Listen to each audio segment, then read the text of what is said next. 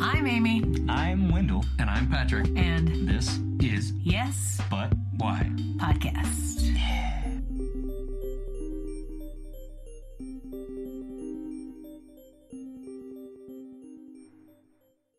Yeah, people do get caught up in those sorts of, like, details, like, that kind of stuff. Like, there's always that discussion about, like, whether you're a performer or artist or comedian. What do you think your, like, moniker is? It's funny you say that because I was listening to another podcast, and it's someone who does stand-up, and she was talking about that, how she's like, improvisers sometimes call themselves comedians, and she's like, so then what do I do? Because it's not improv, and I find that fascinating, but I always usually say performer.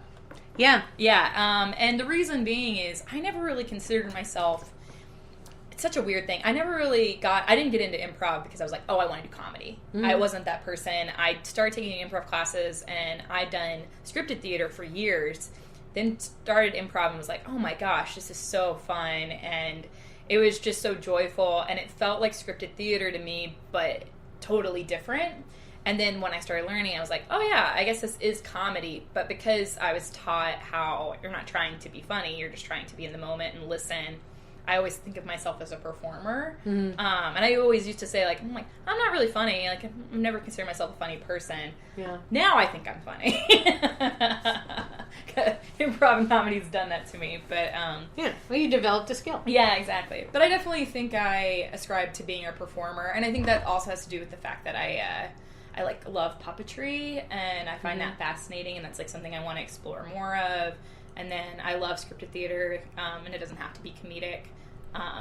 And then even with improv, like, I love comedic improv, but I also like dramatic, and, they say more grounded, whatever that means. So I think performer kind of like captures all of it. Yeah, absolutely. I think that's a good one. I feel like some people fear that it has... I always use it as well, just to let you know before I knock it down. But I've heard people, be more upset with its genericness, like as if they feel like, we're whitewashing what it is that we do. And I was like, interesting. I don't know. I mean, I'm performing, so I'm a performer, right? When I'm a writer, I call myself a writer. When I write, it's like, I don't know. Yeah. It's just, I have different jobs doing different kinds of things. Well, I like how versatile it is. Like, to me, when I like saying performer versus saying just like comedian, what that means is I can do a lot of different things. It's not just comedy. So I like the versatility of it, but... Usually makes me think of, like, fire dancers or, like... Or, like, the people who I knew back in the day who worked at the Coney Island Freak Show. Like, they were performers. Like, I was like, she ate bugs. Yeah. That's a performance. I'd be okay with that. I feel like I could be one of their tribe. That feels right to me. Yeah. It's a good crowd. Yeah. And like the word artist, I feel uncomfortable with for some reason. And it's something I've been thinking a lot about, because I do think a lot of the work I do, I would say it's artistic and that it's an artistic expression. But for some reason, when I say artist, I feel like it sounds so snooty, and it doesn't sound like me.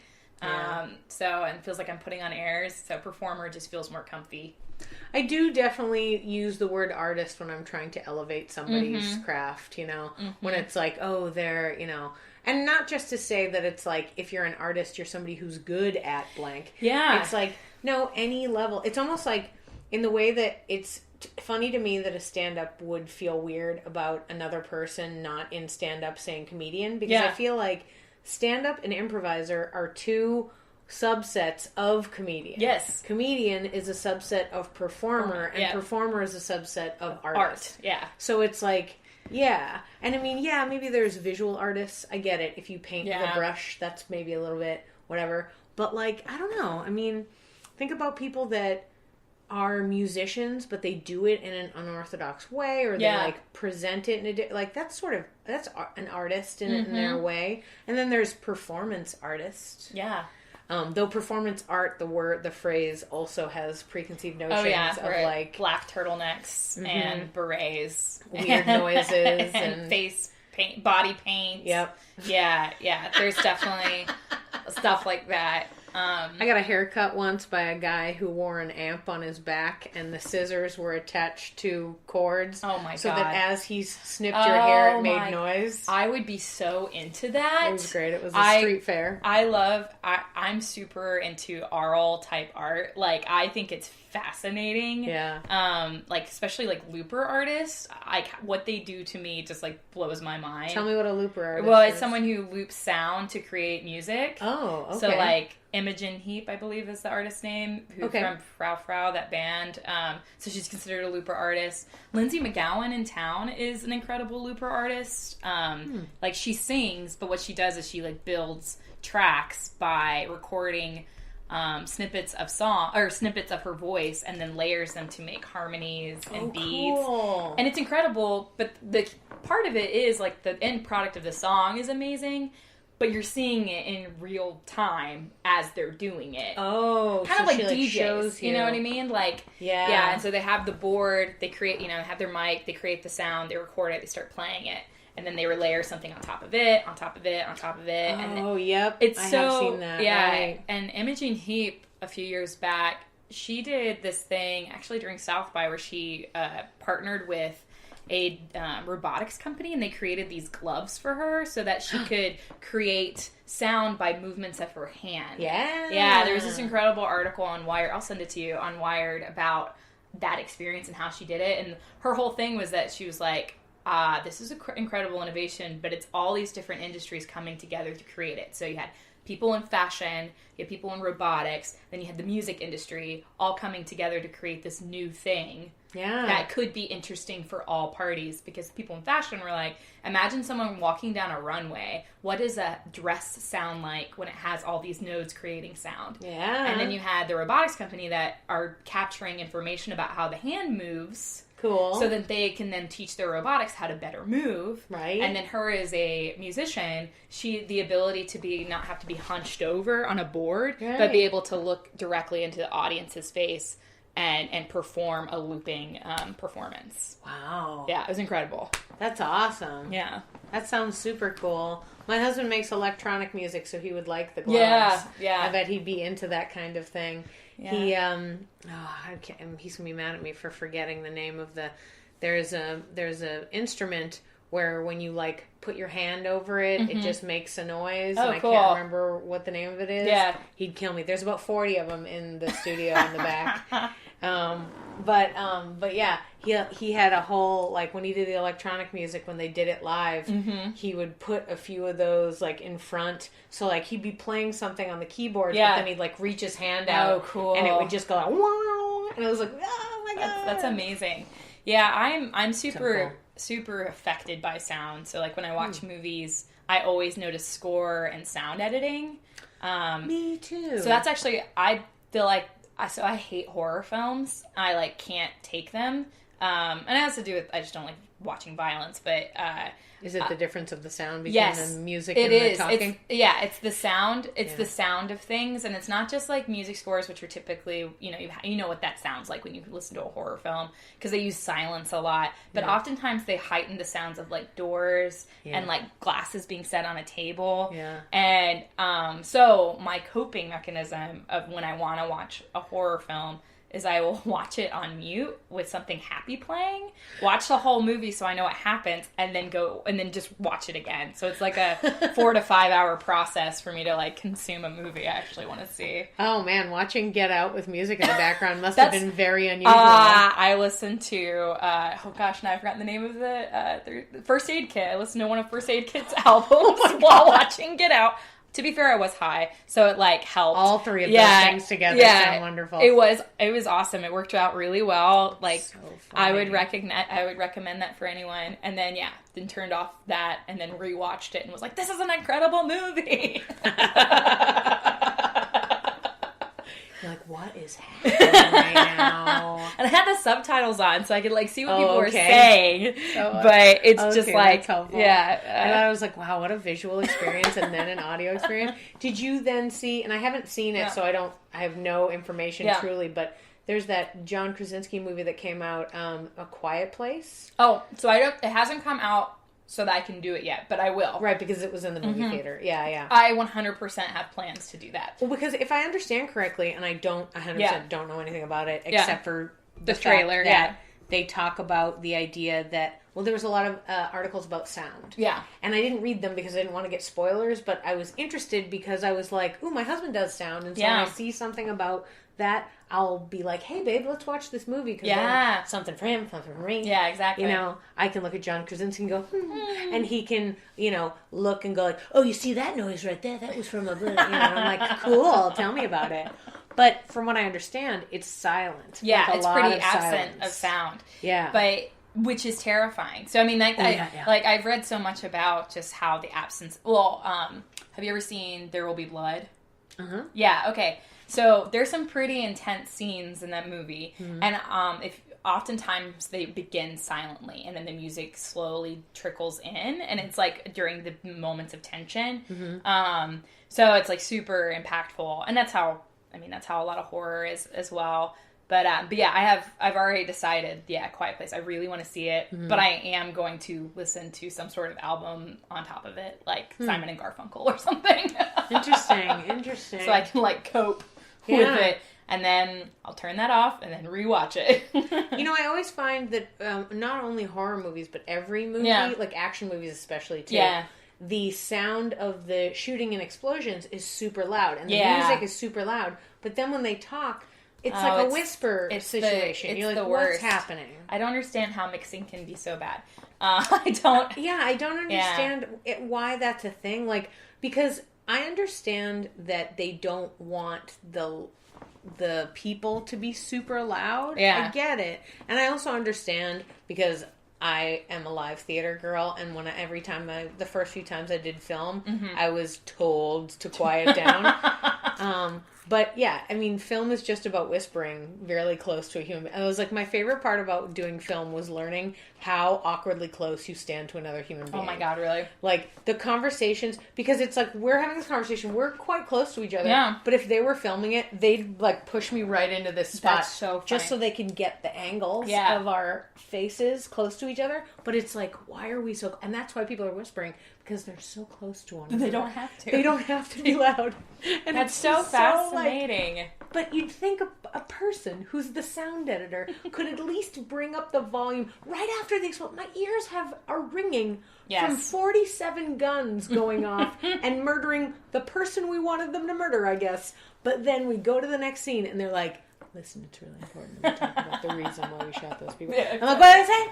And my hearing is terrible to begin with. Yeah. Like, thank God my husband's in sound. His hearing is good. Good. But he hears, like, a pin drop 40 miles away, which is not helpful for neighbors. You know, like, the neighbors have a party, or somebody's sitting outside in their car playing music, and he hears it, and I'm like, I don't hear anything. Yeah. Yeah. Like, there's nothing going on. That's why I'm like, I lived in New York City and was like, it's kind of quiet, right?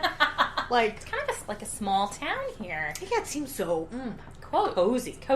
Yeah. That's so funny. But yeah, sound is, it's so weird in movies how they like don't even them out. Don't even them out. And although that's 100% true. It's kind of like that whole, they're allowed there for a long time. They were allowed to pump up commercials to be louder whenever this come on. But then there was that act that during the Obama administration that they're all quiet. Yeah, that they get fined if they pump up the volume. Huh. So some channels still do it. It's just they get fined for it. That's a fun fact. Well, the only time I ever watch commercials is on Hulu, because we don't have cable or anything. Yeah. I mean, we have antenna, but we don't really watch it. Yeah. Everything that we consume, even the stuff that we were watching on the antenna, we eventually became available on like Amazon or Netflix. So it was like, why are we doing this? But commercials on Hulu will sometimes be super quiet, and it's almost more distracting. Yeah. Like, it's like, notice the absence. I'll see the commercials coming on, so I kind of don't pay attention, but then I'm like, well, what is it about? Because I can't hear anything. I was like, is the computer glitching? Oh, no, they're telling me to buy Tide real quiet. Real quietly. Real polite. Real quiet. They're a real polite company. Yeah. That's so funny. But, yeah, I mean, it's, It is interesting that the regulations like that, it never occurred to me that would be a thing, of course. Yeah. Yeah, that makes total sense. Consumers complained about it enough, and then finally, and I have no idea the history about it. I just remember, of all things, being on Yahoo Answers and coming across someone who complained that they're like, has Obama done anything? And someone cited that particular act. I was like, this was passed in her administration. And I'm just like, of all the things, this is the thing you care about? But okay. Hey. Yeah. People are wild about the very specific things that they're obsessed with. Oh my gosh. Yeah. People have soapboxes, and sometimes they're the tiniest soapboxes, but they get right up on them. Oh my goodness. It's just so funny. But, yeah. But yeah. Oh, man. So you were talking about your introduction into improv, but I'd love to hear about your... Before that, I'd love to hear about your, like, scripted plays. How did you get into theater initially, and then take me through the journey to improv? Sure. So I grew up in a small town in East Texas called Madisonville, and I was a theater kid. Did theater from, age 4 on, doing church plays and school plays, all of that. My town was super conservative, so imagine Footloose. And that's literally what it was like, because it was a dry county run by Baptists, so there was no dancing, very racist. So theater was kind of my, thing that motivated me so much, and was the thing that really exposed me to the arts. And I come kind of from an artistic family. My grandmother is a sculptor and a painter. And then my uncle, Matt, his name's Matthew Posey, and he's an actor, and he lives in Dallas and has owned several theaters throughout the years, but right now owns Ochre House. And then before that, he owned the Bijou. And the Bijou existed kind of like in the 80s and 90s. And I was just in love with it, and he like dated a ballerina at one point, and I was like, I just want to be an actor so badly. Is Madisonville, is that the name of it, near Dallas? No, it's near College Station. Oh, okay. Yeah, so it's like halfway between Houston and Dallas. It's right a truck stop town at the intersection of 45 and 21. Very nice. And it has a really nice Buc-ee's now. Of course it does. That didn't exist when I was growing up there, but... No, Buc-ee's finds the town. Yeah, it does. It does. So lots of people think Amazon's taken over, but it's Buc-ee's. It's Buc-ee's. Or secretly Jeff Bezos owns Buc-ee's. Yeah, there you go. One of those two things. There you go. So then in high school, that's what I really wanted to be an actor, and that's what I decided I wanted to do. And so then my junior year of high school, my parents were like, why don't you go work in your uncle's theater for a summer? And I was like, okay, I'll go do that. So, is he much, much older than you? He is. So he is, oh gosh, my parents are 60, so I think he's 55. Okay. But he still dates people my age. Zing. Hey man, you're single when you're single. Yeah, exactly. But he was always very supportive and very encouraging, and also, just very encouraging, and especially as an actor who he very much valued education. He went to, I can't remember what, he went to a school in California and studied theater, and really loved his education. So he was very much encouraging of that. So I worked for his theater, at the time, I think it was called the Bijou, for a hot sec, like 2 weeks, and which was an eternity when you're 17, and it felt great. But the thing I learned was I was like, ooh, I'm a Virgo, and I'm pretty grounded, and I'm driving all these actors crazy, because I was like a stage manager, and I was super detailed. Yeah. And I'm talking to these people about their lives and what do they do, and I got really scared of oh my gosh, will I work in a coffee shop for the rest of my life? And especially because the people who were working there, they were professional actors, but, still had to pay the bills when they're in between gigs and things. Yeah. So I kind of lost my ambition to do it, which makes me really sad now, because I'm like, okay, you just got scared a little bit.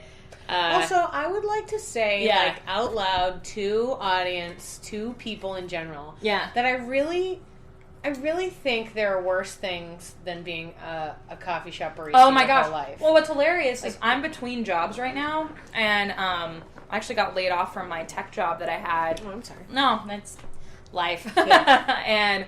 and one of the things I'm exploring is I'm like, I've never been a barista. I've always wanted to know what it's like, and that's a thing I'm looking into because I'm like, I've never done it, and I've always wanted to do it. And Starbucks has health insurance and discounts. I know. I mean, yeah. All I want to do is drink coffee and go to the doctor. These are all my interests. Exactly. But when you're 17, you have an idea of what life is, and that's the thing that's really hard. And that's where I wish I could go back to my 17-year-old self and be like, you don't have it figured out. Wanting to have a house and be married and have kids and all that, that's all great, but you don't have to have that figured out by 25. Yeah. Like, you have time, and you will be supported.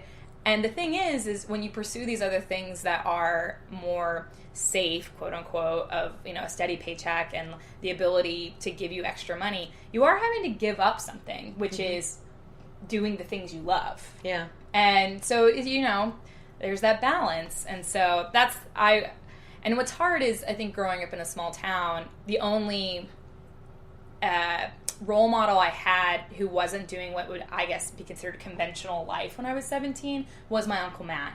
But the way my parents talked about him and the way my family talked about him is like he was living this wild life. Well, now I look at him like, no, he's working his ass off and doing the thing he loves. Yeah. And that is super admirable. And but I was young, and it just seemed scary, and so yeah, it's hard. Plus, I bet you even if you told 17-year-old you wouldn't listen. Exactly, because you think you have it figured out. I mean, but that's the case with everything. Yeah. Where, like, when you get at certain points in your life, you really think you have it figured out. And sometimes you do. For your period of time, you know, you do. You know what you want to do. You're ready to head on to the next thing. The only reason why I'm, like, so adamant about, like, oh, it's not the worst life is that I actually, I come from a place of privilege, but I've had ups and downs where I've had stuff and then I didn't have stuff. Yeah. And when I was in my mid-20s, I was having a tough time, called my mom, and she was like, you need to stop living your life like you're middle class and start living like you're poor, because I'm really sorry, but you are. Yeah. And I was like, oh, so I sort of had to realign what was important, and then it occurred to me that, like, there's these rules set by no one I care about that say you have to do A, B, and C in your life. And you could do anything. There's no like, there are people who never have a job. Yeah. Like, one of the funny things, and people roll their eyes about it, but, like, Jerry Seinfeld always talks about how he never had another job. Yeah. And I find that very admirable. Now, he hit success early in his life, so that buoyed him. He never had to. Yeah. But, you know, he could have, but he tried so hard to do these things, and he put all this effort, and I'm sure he ate Spam out of a can 1,000 times because he was like, well, I don't, you know, all I got is this, you know. That's all you got to do. And it's like, there are indignities in every possible path. Yeah. There is an indignity to having a lot of money. There's an indignity to having no money. Yeah. And, like, you just sort of have to be cool with whatever it might be. Other thing, too, is, wouldn't you be happy if when you went to a service job, someone was happy and enjoyed their life? Oh, my God. Wouldn't that be nice? Yes. Well, I think it's those... I mean, you hit it on the head for me of unwritten rules. I think, like, I feel like I had an awakening in my late 20s of, like, I am living my life as though someone told me I had to do these things. I don't have to do these things. I can do the things I want to do. But it's like you have... for me, I have, like, these inner conflicts of, oh, God, am I allowed to? Is this okay? And worrying about judgment and all of that. And then, getting over it and being like, no, this is all made up. All of this is made up. And, I completely agree. And I've heard people kind of, you know, scoff when people try and, like, move to other cities to make it or whatever they're seeking. And I have so much... pride for those people. I literally, I mean, that's so vulnerable and hard to really say, like, this is what I'm doing. I'm putting it all on the line and being willing to quote unquote fail. And also success and how we define it is so frustrating. Yep. I had this conversation with my dad, and he's a veterinarian, and I went to practice, and you know, that's been his life, and now he's in academia and teaches for a vet school. And we talk about comedy and what I'm doing, and he's like, well, you ever thought about going to LA? Do you ever think about doing these things? And I was like, and he goes, I just feel like if you really want to be successful at it. And I was like, well, I think that's where we have to stop, because your idea of success and my idea of success are probably different. And he's like, because for him, he thinks it's fame. And I was like, no, I just want to be able to do this forever. That's what I want to do.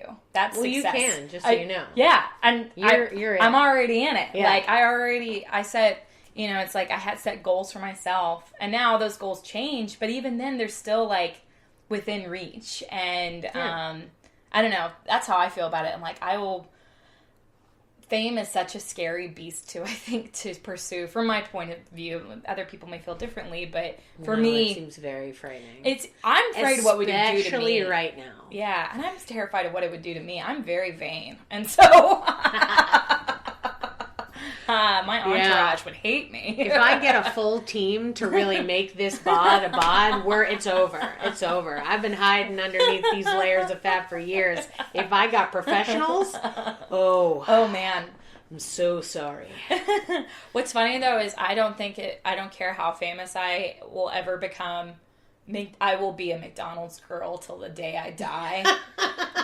You can keep your Chick-fil-A and your Fly Right. I want a terrible McNuggets with hot mustard sauce, and that'll never change. That's who I am inside. I was addicted early, and I'm sticking to it. It was our only fast food in my hometown for a really long time. Yeah. So it feels like a luxury to eat it. Oh man, yeah, absolutely. Yeah. But yeah, so I hate when people talk about or I don't hate it, but I am very skeptical when people start judging what is someone else's success. Yeah, that I think is the most important part. Because everyone defines it differently. And it's like I even look at, filmmaking, and people talk about like, well, she's really successful, but they're talking about fame. They're not, like, just because you don't know the scriptwriter for this, television show doesn't mean she's not successful. She is successful. She's making a television show. I was listening to this podcast a while back with the writers from Glow. Okay. And one of the gals was talking about how she had sold upwards of 30 scripts. Oh, wow. And lived off of that money. Yeah. But 0% of them were made. Yeah. They took them. They shelved them. Yep. They didn't do anything with them. But she's fine. She has an apartment. Yeah. She can pay her bills. She's got an active job right now. Oh my gosh. And to my mind, she's successful. To my mind, the first time she sold a script, she was successful. Yeah, me too. Yeah. But at the same time, she has this continued success. She's doing the work. Mm-hmm. She's part of the industry she wants to be part of. Yet no one knows her name. Mm-hmm. No one knows all of the 30 plus. Imagine 30 things you've written no one can ever do anything with. I know. Isn't that wild? They buy them and then you can't do anything. Yeah, that's forever. Crazy. That's crazy. But you know what's crazy is crazy. We don't know her name, but man, I bet you that there's someone in her community that looks at her and is just like, man, I want to be her. Oh, exactly. You know, I want to be her too. Even though I can't remember her name. Yeah, but I think, and that's part of it is like this false idea of success is like, I think even within our community, within improv and in comedy, there are people I look at within the community that I'm like, oh, I want to be them. They're so good. And it's like, they're just like me. They're just creating and doing their thing. But we do this, I don't know, like, idea of sometimes like that they're doing more, or they're somehow, have that special sauce, which sometimes that's what it is. But I don't know, there's something exciting about that. And I wish we reveled in that, of like celebrating the colleague's success. And I think we do it. Yeah. But it's also hard because it's like you have to check your own ego. And it's really tough. Yeah. I feel like everybody's a unique snowflake is coming to bite us in the ass real hard right now, like society-wise. And everybody, so like the internet makes everyone feel like everything that they say is important and great. Yeah. And it's not. Yeah. But the problem is that like some people are being drowned out. People who have talent. I really think that it's sort of like the nature of, it's like when a person's on an upswing, you can kind of feel it with them. When they're not, they're just a person, they're your friend, that you talk to them, whatever, but they don't shine like a diamond. Yeah. But sometimes people can do really great things. I think it's really important to say positive things because, like I was saying with the internet, there's something really negative about that. Yeah. The internet is just chock full of people who think that what they have to say is the best and everybody around them is the worst. And I really just think that we need to appreciate us all as a whole. Oh, yeah. Like, isn't it cool that in the same town there are 3 scripted improvised things going on, and yet there's this other thing that was totally written by this girl that I know, and then another thing that was made, like, it's just, you know, and then even, like, this guy's doing a, you know, Brecht play. He's super into it. Like, it's wonderful. They're doing kids stuff at Zach, you know. No matter what it is, no matter what kind of thing you're doing, like, it's really, it's really important, and we need to appreciate those people. Well, and especially because it's vulnerable. I think the thing that I get frustrated with, and it's like, I feel like every person should have to experience doing like an improv 101 class almost, or something where you have to put yourself out there and you have to say or do a thing that's inside of you, and then you have to put it out there for someone else to judge or whatever. And in improv 101, we teach people, of course, to yes and it and support it, and that there are no bad ideas. But that feeling, that vulnerable feeling, what I want to tell people is, can you imagine carrying a piece of art inside of you for years and then finally getting it out, putting all that work, sweat, and tears into it, and you put it out there? That in itself is such a testament to your strength of will and discipline, your ability to check your own ego, all these different things. You put it out, and whether or not it's great, the act of putting it out is something that should be appreciated. Now, then there is like the whole idea is like, was it worthwhile? Is it changing society? All these other things. And those are things that are important to looking at art and how it's changing the world, blah, blah, blah. But sometimes I just want to, like, all of us, can we all just take a break for a second and say, thank you for putting out your vulnerability, because my gosh, is it hard. Yeah. And I feel like the people who have the megaphone of criticism are the people not creating anything. And that's where whenever I go see a play, especially if it's a new work, and people are just immediate to, like, tear it to shreds, I just want to say, what have you written? What have you put out? Because if you put out something, I think you'll be critical, but there will be a level of empathy of, like, I don't need to rip this to shreds. I can say, I appreciated this about it. Yeah. I appreciated this thing. You know what, though? I was recently reading about the idea that we live in our own little bubbles, and I think we live in the loveliest of bubbles, which is improvisers. Yeah. And people who are don't just take a 101 class, but continue to do improv, embrace a kindness in their heart and soul that other people can't or don't. Yeah. And because I'm surrounded by that, there is something positive and lovely and wonderful about it.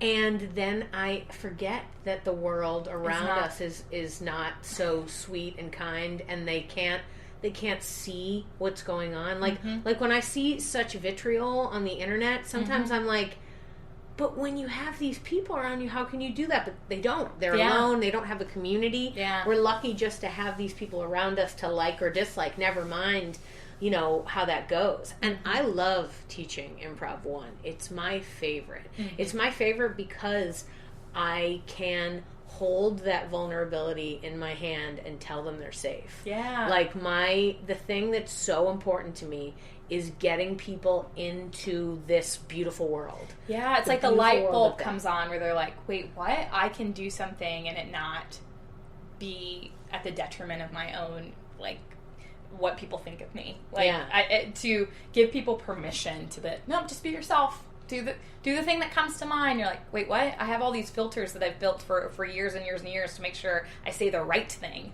And, yeah. Plus, when I'm teaching level 1, because it's so early, and it's like, you have no ability in this, so I'm going to deal with it this way, I will take any possible idea, suggestion, whatever it might be, just to get them out. Yeah. Just to say words. I go, like on the first or second day or whatever, I'll be like, just have conversations with each other. You don't know each other. Yeah. I was like, just meet this person you're talking to. Like, whatever. I go, I know that I told you not to ask questions, but, throw in some info. They'll throw some back. Yeah. How about that? Tell them about yourself. I'm from Milwaukee. Yeah. Oh, really? I've never been to Milwaukee. Like, great. And now you're having a conversation. And this is an improv scene. Why? Because you had a conversation. And they're like, that's all I needed to do? Yeah. And you're like, yeah, that's all you needed to do. I'll always remember, it's funny because I kind of didn't get to how I got to improv. I didn't answer your question earlier. We'll get there. We'll get there eventually. But it's in my head. I'll get it. I will always remember, for me, like, a change. So I took improv kind of on a whim. I had moved back. Don't we all? Yeah. I had been living in Minneapolis for 4 years and had just moved back. Oh. Yeah, I lived there for 4 years. What's that like?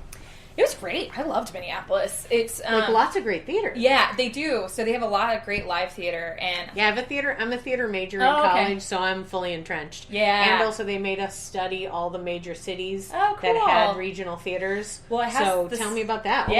The second largest amount of theater in the country, second to New York, is Minneapolis. Yeah, there's that many. So I didn't do. What's funny is I actually didn't do much scripted there because it was very competitive from the community perspective. Yeah.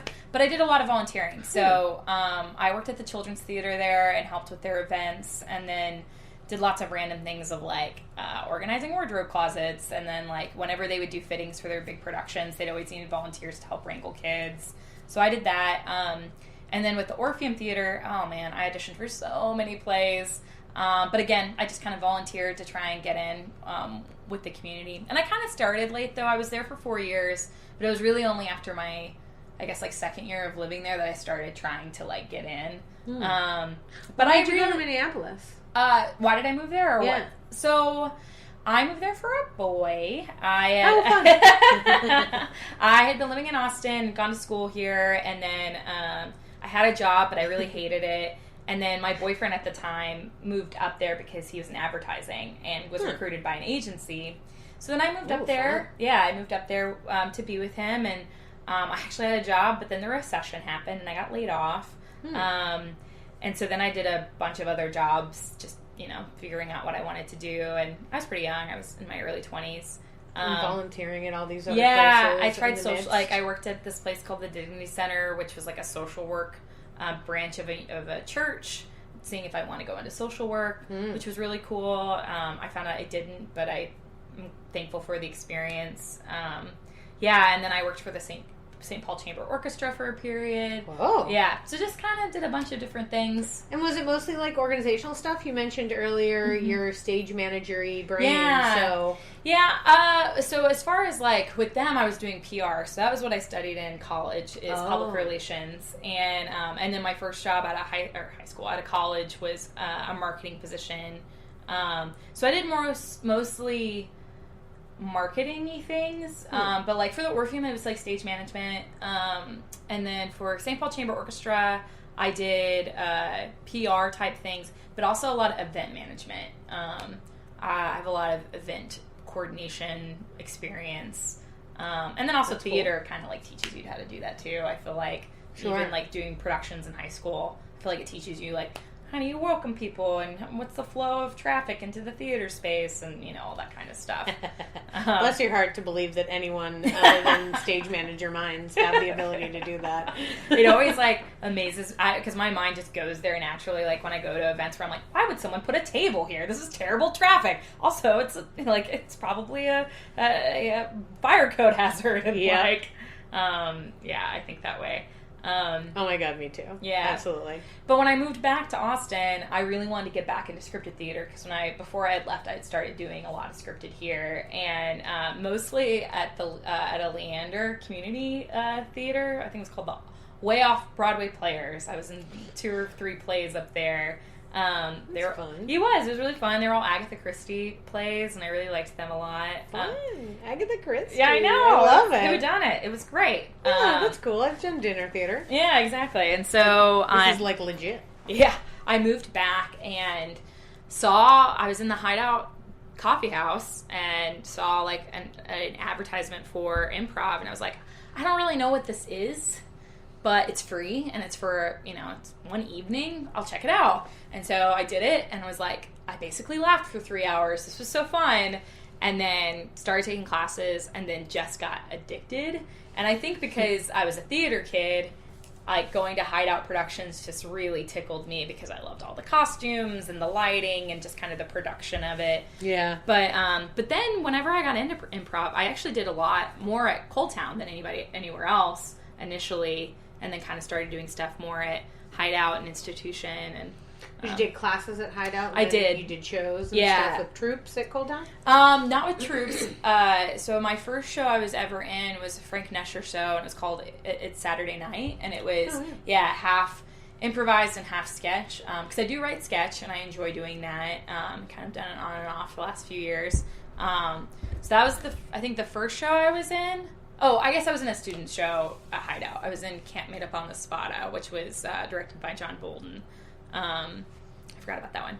It's funny how you like side in the sketch comedy writing too. Yeah. And no, because I was thinking about our conversation about performer, and I feel exactly the same way. Whereas I would say I'm a performer, but primarily right now, anyway. Yeah. All I do is write.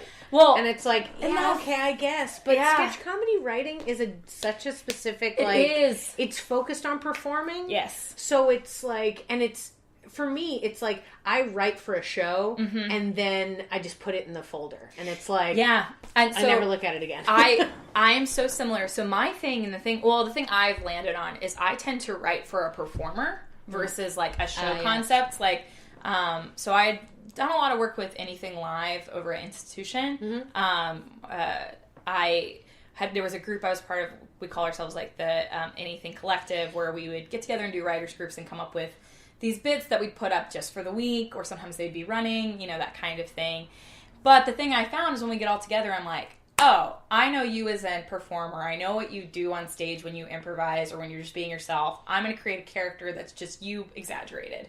And I just found I get so inspired by it that's how I've tended to write of late.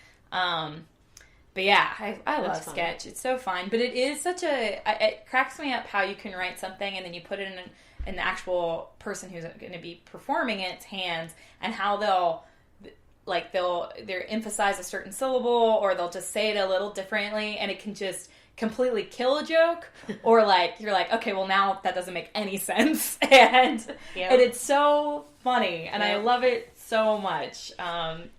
It is super interesting. Also, you can do a scene with your troupe. Everyone could be laughing hilariously, and then when you put it in front of an audience, it's crickets. I gotta tell you, that's actually the thing that kills me, I will say, about sketch. That is, to me, disheartening with improv, right? You can, have warmed up, get on stage, and you're making things up on the spot, and you kill. Just kill. Then you have a sketch that you've been toiling on for 2 months. You have it perfected. Everybody has it memorized. We know the beats. We know when the laughs are supposed to happen. Put them in front of an audience.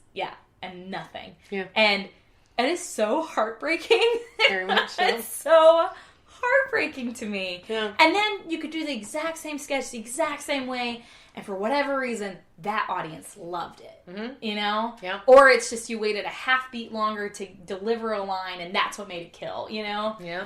It's mind-blowing sometimes. Yeah. And that's the thing, I feel like when I think about comedy generally, I think sketch it's one that I look at that, man, there's just so much that goes into it, so much work, and I don't know, I really respect it whenever it's really, really good, because I'm there's so much to this that's mystery and luck, and also so much hard work, and It's crazy how even in this town, there are different audiences, like you're saying, Night to Night is that way. Oh, yeah.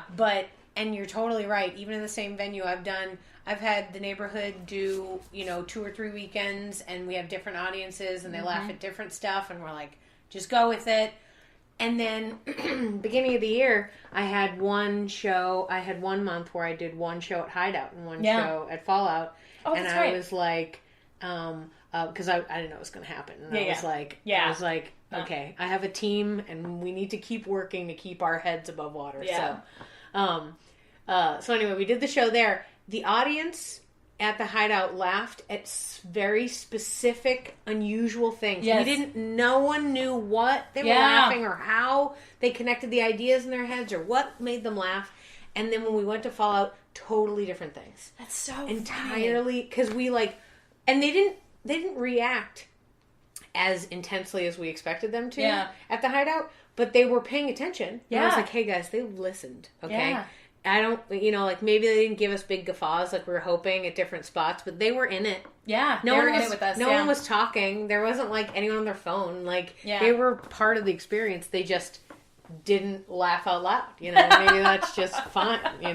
Well, and it's like I had this the other day. I was talking with a friend, and Ann Simmons from Physics Course, which is the troupe I'm in. And we've been together like almost 4 years, I guess. So they're my main improv troupe. But she and I were talking about like, would you rather? And it was, would you rather be the cold opener on a Monday night, or would you rather be the closing act on a Thursday night, but the show's been going long?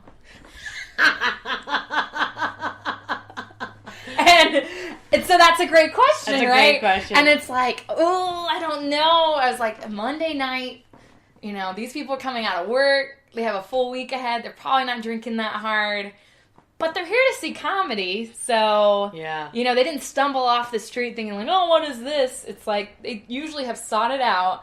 Where it was like on a Thursday night, they could have gone and been drinking and then walked by and saw this comedy and stumbled in. And then the show is going long. Yeah. It's like, but you're also the headliner. So it's a hard one. It's funny. Basically, because you said cold open, like if I have the preconceived notion that I can be cold, then I'll do Monday all day. Like if I don't, the cold open has to make them interested to stick around. Yes. But they don't have to laugh. Yeah, they don't have to laugh. So done. I actually feel like that's then as far as like improv training, I'm so thankful for. So Physics Curse. We used to be the opener for Date Night, the monthly slot at Hideout, and we had that slot for over a year, I guess like a year and a half. And it was us, the troupe, the escorts, and then the Knuckleball Now were the headliners. And that was always the order. Every month, that was the deal. And so we've gotten so good. We're so used to being the opening troupe and to warming up a crowd. Like, we're so used to it. But now we have a monthly show that we do, and we're the headliner. And then we do other shows, and we're just like, they're applauding and laughing. Like, they love us. Like, we're so used to silence and, like, a few chuckles that now we're just, it's like, it feels like we're being warmed home or something. Welcomed home.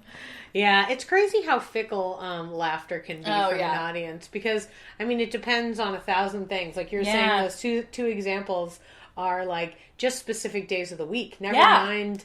like these individuals, what's going on, what the theater has going on, what the other performers might be doing, what the content of what your joke is. Like, there's so much to balance, so many balls to juggle to make a show go well. Yeah, I gotta say, as a performer, I feel like I'm a little, like, I want there to be laughter. I want them to have a good time.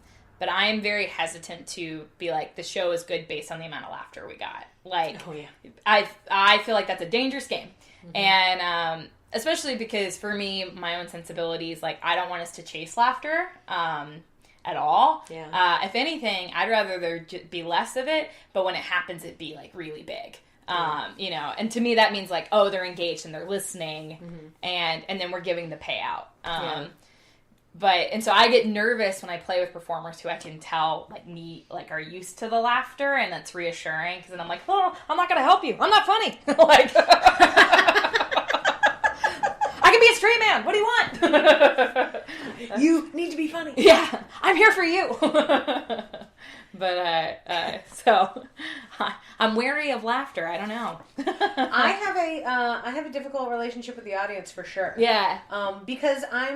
Because when I run my show, I have to play two different roles. One is I am trying to create a show that I think an audience will like, and I tell an audience, hey, you should come to our show because it's real great, and you're going to have a fun time, you're going to laugh. Mm-hmm. And so I'm selling that to both the performers and the audience. Oh, it's going to be a good time.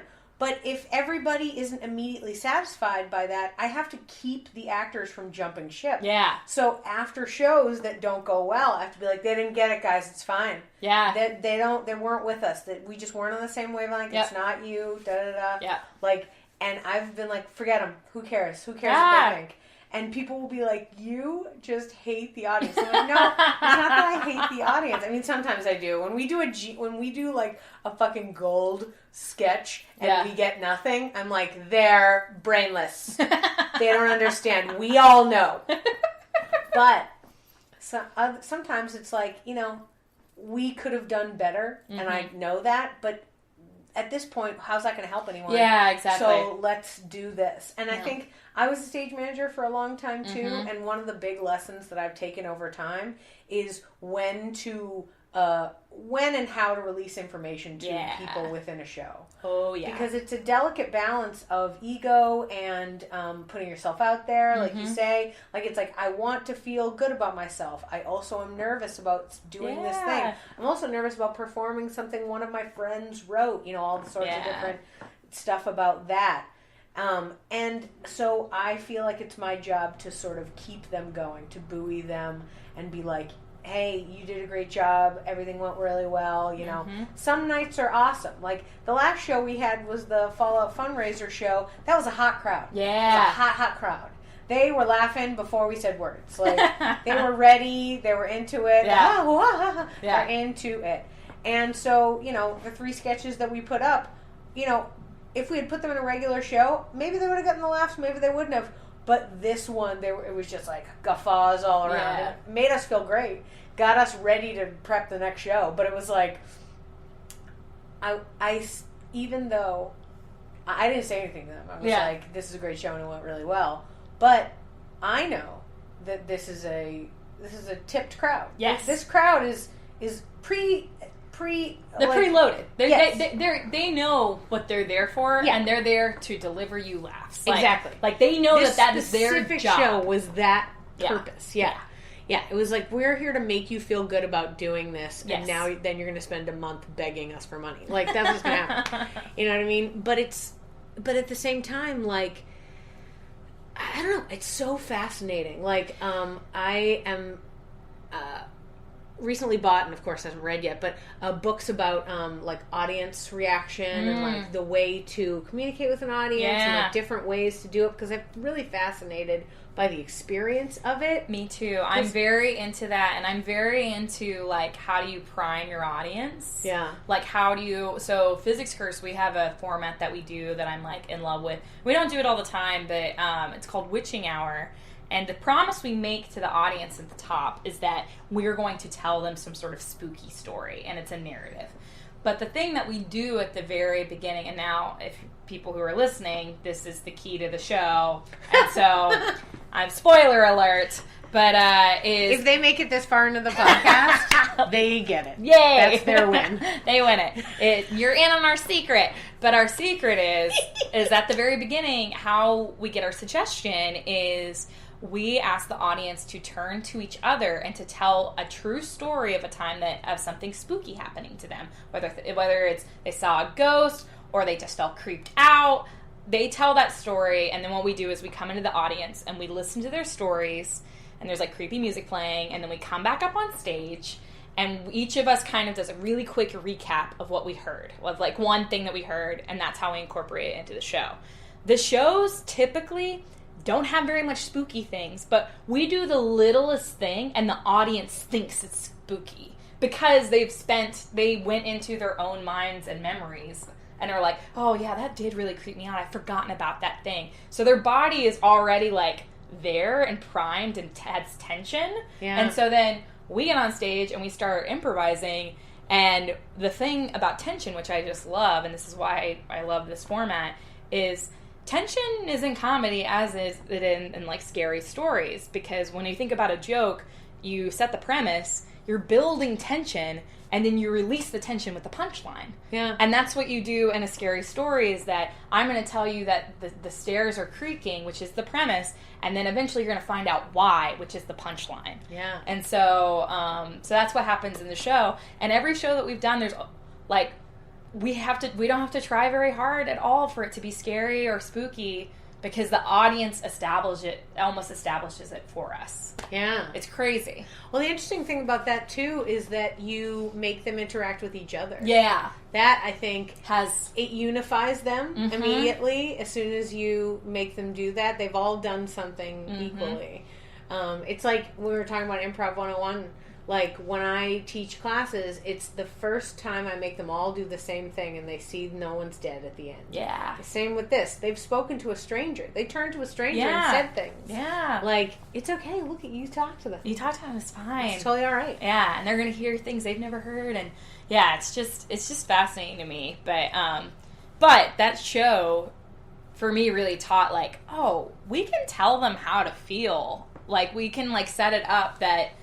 Because, you know, most of the time they're like, oh, I'm here to laugh. And it's like, true, but in some shows you can feel other things. But we got to, like, set it up for you, because otherwise you're like, I don't know how to feel. I guess I'm just going to sit here and have no reaction. When it's like, oh, no, you can feel, you know, sadness or happiness or whatever. Or laugh whatever you want. Like, if you think that's funny, laugh. Who cares? We want you to laugh. It is weird how people are afraid in the audience. Yeah, they don't want the judgment. Yeah, they don't want to laugh out loud. Yeah. In a slow build show, you'll hear the brave ones that'll laugh. Usually internal. Let's be honest. You get your two friends and the tech guy who know where the laughs should be. Yeah. So they give it a whole, and hopefully somebody catches up on that sort of situation. I've done it myself. Yeah. Because I'll try not to act in the neighborhood, I can lead laughter and claps in the back. I'm 100% this person. So I used to feel, before I ever did improv, when I was a normie, that's what I refer to non-improvisers. Or people who just watch TV, I guess. I don't know what other people do who don't perform or make art or whatever. I just assume you must watch so much television. I watch a lot of television and make I art, do too. So I watch a lot of television, so I can't imagine the average life. But I used to be really embarrassed. I have a really loud laugh, very loud. It's kind of booming, and it like catches me off guard sometimes when I get really tickled. That it like kind of almost scare me because it's so loud. And but what I love about it now, especially when I go see friends shows, is they will always tell me, like, I could hear you in the audience, and it was so reassuring. And like, I'll be in a show, especially sketch, I feel like, where sometimes we're like, people, I think, have a critical eye, and they're going to be like, I'm too smart for this, or I know where it's going, and I'm the person to be like, no, you don't know, and start laughing. And be like, you can laugh at this. He's been spending way too long trying to get that bread out of that bread bag. That's funny. This is going to get heightened in some way. We don't know how yet, but it'll be funny. Yeah. And so it's a little hard to separate yourself from the like hard rules of comedy, though. Yeah. Certain things that, like, after doing it for a while, you see with such rhythmic, like, like, for instance, I have a real hard time, speaking of television, I have a hard time watching comedy television. Yeah. It's got to be real confusing or very fast for me not to just know what's happening immediately. Yeah. Like, and it's super hard. Like, basic sitcoms, it's just too simple for me. Yeah, I agree. I can't handle it. Like, and I'll count. Yeah. Like, I'll do 3 beats. I go, 2. And my husband's like, what are we doing? I was like, sorry, they're on the second beat of the joke. And 3. Here we go. And then there's the callback from the beginning. Yeah. Remember when they made that joke 10 minutes ago? Yeah. We just had the callback for it. There's a person in a writing staff just on for callback. Yeah, exactly. I do feel similarly, although I have, I need it to either be really, really bad, or I need it to be, like, absurdly good. Like, it's like the middle that I can't do. For example, lately I've been watching Glee, and Glee is such a bad show. Like, I enjoy it because of the songs, but it's so, like, anytime that they're actually trying to be comedic, most of the time I feel like they're trying to be like a soap opera. It's very dramatic. It's very hard stuff, but when they're trying to be really funny, it's so bad, and it's so, but I love it because it's so bad. I don't know, because it's so campy. And man, that teacher just, like, wants to fuck those kids so bad. Oh my god. That's the thing I always think where I'm like, how? I mean, he just wants to be one of the high school students and be in Glee Club, like, so bad. And he doesn't, and I say he wants to fuck them, but it's not in the, like, I'm like a pervy old man. It's more like, I want to fuck you because I wish I was 17 again. And Sure. Sure, that's better. Yeah, I was like, that's a tough one. I don't think I'm watching Glee now. Yeah. No, it's really bad. Don't watch it. It's so bad. Yeah, I was like, no, I don't watch shows where people take advantage of them. No, I do watch lots of those, lots of crime shows. But, oh, really? Yeah, I mean, as far as comedy, it's going to be very... What do you like? What's something you really like right now? Oh, well, like, I used to love, or I loved How I Met Your Mother. Okay. Because it was 3 or 4 stories in one being told fast on top of each other. Yeah.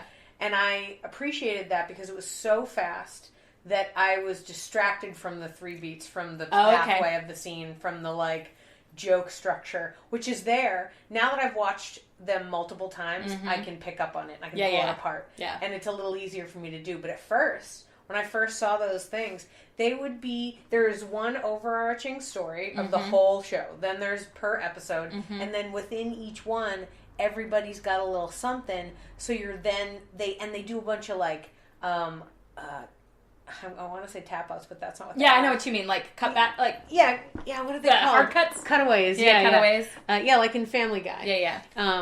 Family Guy I don't watch, but only just because they went so far that I was like, oh, no, I'm so sorry. I can't follow you on this journey. It's too dark for me. It's too dark for me. I was like, no. I'm good. But I do like the format. Yeah. Because I like the cutaways and that kind of stuff. And they like, go visit something silly for a while and then come back to it and that kind of stuff. And I enjoy that kind of stuff. As far as most of the other comedy stuff I watch in sort of solidarity to people who are doing comedy. Yeah, so it's like, I get what you mean. So it's like I watched Crashing with Pete Holmes because I like him. Yeah, I get that. And I'm going to knock on wood right now that all of a sudden it doesn't turn out that he's a dickbag or whatever. Yeah. I know. Every day there's a new one, and I'm like, please stop. But his show, I don't love it. Yeah. It's not wonderful. I think it would be more wonderful if I were younger and I was starting the journey the way his character is. Because something that's happening to me now is as I'm getting older and I'm at different points in my life, I identify with different characters. Yeah. So, like, there are different kinds of, like, for instance, I was watching Friends when you walked in. Yeah. No surprise, audience. And my, like, the people who I've identified with change as it goes through. You know what I mean? I'm so curious who you identify with. Well, initially, of course, Chandler. He's the basic for all comedy people. Yeah. That's how it is. We use it as a crutch, and we're all a little sad. That's Chadwick. That's Chandler. Yeah. Right? And that's great, but as it moves through, you start seeing different things. Now, one thing I realize also from writing comedy, and when I teach writing comedy, I always say this. Comedy characters are not good people. Yeah. They're not. They're never going to be. Yeah. Why? Because we have to keep watching them fail to laugh at them. Yeah. If they were good at life, it would be a boring show. Yeah. So I have tough times with each one of them because they're shitty humans, but I ebbs and flows. So, like, there have been times, maybe in the past couple of years, where I've super identified with Phoebe and her freedom of life. Like, she's been all sorts of things, and she thinks it's ridiculous that you have rules. Like we were talking about, Yeah, it's rules of society. It's crazy. Phoebe's against them. Yeah. Yeah, you're wild. That's ridiculous, Yeah. And then, there's other little things. Like, recently I've been, kind of feeling a little Monica. I gotta tell you, I'm a Monica girl. Yeah? It's never really changed for me. I feel like I have the whole show. I always identify with Monica. Yeah. I'm very clean. Sure. I like to think I'm not high-strung, but I think all high-strung people do that. My dad used to say, because our whole family is high-strung, he'd go, where easy go. My dad always put it, he always used to say, you're either a person who puts away your shopping cart or you're not. Oh my God. That hit a truth. Oh, God, so much. Every time I return the cart, I say out loudly for people to hear me, because I'm not a horrible person. I'm not a monster. Yeah. Why wouldn't you return the cart? It has a home. You're making this a homeless cart. There's so many places to put it. They're so close. And it's going to get abducted, and then suddenly it doesn't have a home anymore, and that's how they get abandoned underneath highways. Like, put your carts away. Not to mention that it's like, you make it difficult. A parking lot is a dangerous place in and of itself. Yes. It is a no-fault zone. It is a place where there's so many blind spots and people and things. Yeah. You can't also have these metal carts to knock into my car and break my lights and shit. Yes. Like, yes. No. I completely agree. Oh, my God. Yeah. So I mean, I'm the kind of person, like your dad, who legitimately, that's the wheat from the chaff for me. Yeah. If we were Noah's Arking the world, I'd be like, those of you that put it away, those of you who did not can get on the ark with me. Like it would just be, and I think it would be probably horrible. Yeah. Terrible with all those people. You need a few of the wild cards, but you need a few of them. But I feel the exact same way so vehemently. I know, it really did hit a chord. But I like grew up. I say it so often. It's just amazing. Because I think if you do it, you know you're better than everybody else. Yes, you're just like, because I understand where my place in society is and how I can help be a part of this community. If we all just did our jobs, yes, everything would be better. Yeah. Everything. If the trash collector who picked up the trash on my street made sure that there wasn't excess on the street that blows into my yard, it would be better. Yeah. If the person who works as the barista, like, put the Splenda in and not some sort of almond milk situation, which I don't know where they got that idea. All sorts of things. Where it's like, everyone, every level of every job. And I'm sure, and I know some jobs are way harder than other jobs. And sometimes I try to be patient about how long it takes a thing to accomplish. Or, like, especially if I've had a job, like I've worked in call centers. Yeah. Customer service for any companies. Yeah.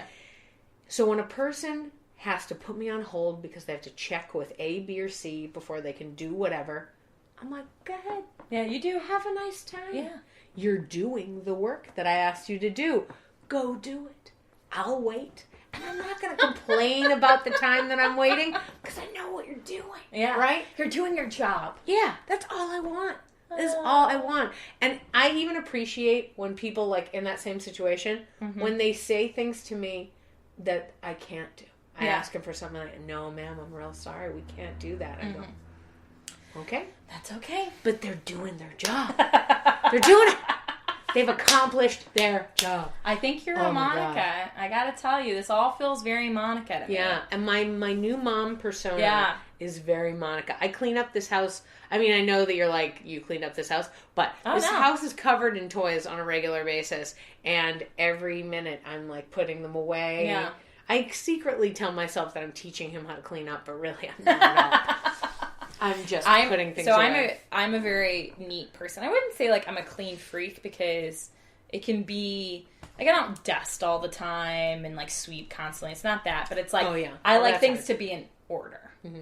And so I will do this thing even if I'm running late. I will take a moment and like what I call resetting my apartment, and that it's like all the pillows are nice.